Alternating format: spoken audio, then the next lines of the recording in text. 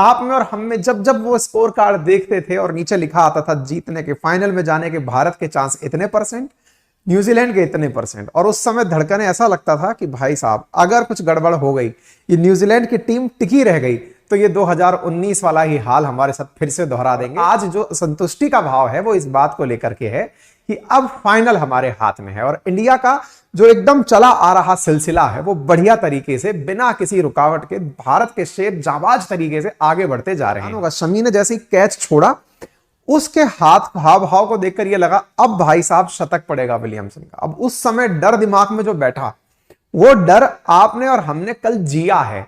और जीवन में ऐसे बहुत से मौके आते हैं जिन्हें हमें खेल खुद से सिखाता है कि नहीं भाई, चाहे वो मैक्सवेल की पारी हो, चाहे कल शमी के लगाने वाले 7 विकेट हो, हर एक पल अपने आप में इतना कीमती है।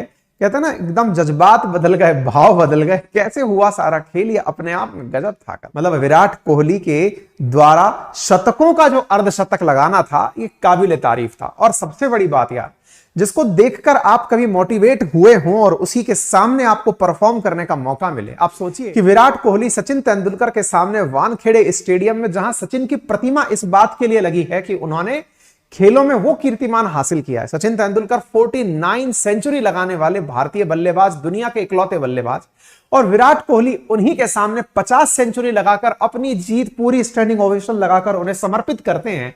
ये खेल भावना ही सिखा सकती है। हम लोगों ने जो रन बनाए उसमें गजब का रन ब्रेकअप था।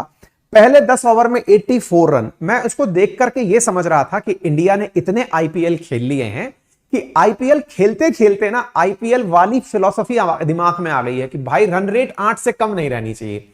और शुरुआती 20 ओवर्स तक तो हम खेलते भी आईपीएल के तरीके से ही हैं। आप चाहो तो देख लो, लगभग 150 रन तो हम शुरुआती 20 ओवर्स में कर चुके थे, जो जनरली 120 मतलब 2020 के अंदर इतना ही स्कोर बोर्ड होता है, आईपीएल के अंदर इतना ही स्कोर बोर्ड तय किया जाता है, इतना हम तय कर चुके थे। फिर एंड के जो हम 20 ओवर्स होते हैं उनको भी बिल्कुल आईपीएल के तर्ज पर ही खेलते हैं, ठीक है ना। तो ऐसी स्थिति के अंदर भाई मतलब 200 रन पूरे पूरे निपटा दिए, मतलब 183 के आसपास रन इन्होंने आखिरी के 20 ओवर्स में बनाए। इसी बीच में जब न्यूजीलैंड वाले खेलने आए, शुरुआत भले ही धीमी थी इनकी, लेकिन फिर इन्होंने पेस पकड़ना शुरू कर दिया। बीच के 20 विकेट तक, 20 ओवर तक इनका एक भी विकेट नहीं गिरा। 150 रन की साझेदारी रही।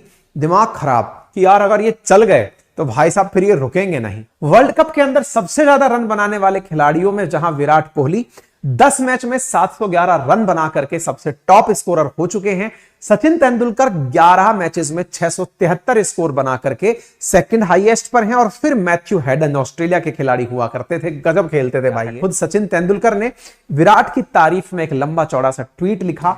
वनडे के टॉप रन स्कोरर की अगर हम बात करें तो 18,426 रन बना करके सचिन तेंदुलकर 463 मैचेस के अंदर टॉप स्कोरर हैं।